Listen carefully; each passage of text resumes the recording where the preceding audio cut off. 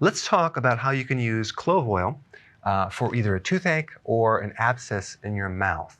An abscess is basically a fluid-filled cyst that's either in the gum area or underneath the tooth in the pocket there. It can be very painful. But clove has some interesting properties. It's antifungal, so it's also good for candida on your tongue, like a white tongue.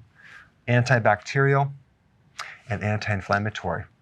So when it's in your mouth, it can actually help numb the area, and that's why it's good for a toothache. Of course, that's only a temporary thing.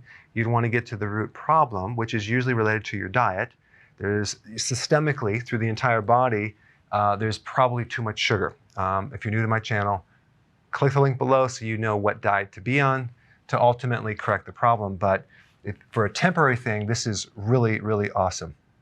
So whether you have a toothache or an abscess, what you do is you can either chew on a clove, okay? You just take one, chew it, and you'll be pressing out the oil.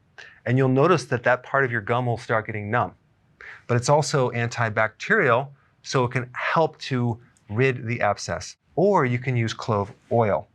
All you do is you take 2 drops in a teaspoon of coconut oil, and you put that in the mouth. Now, whether you're chewing on the clove or putting this mixture in your mouth, it's important to keep this mixture in your mouth for at least 2 to 5 minutes.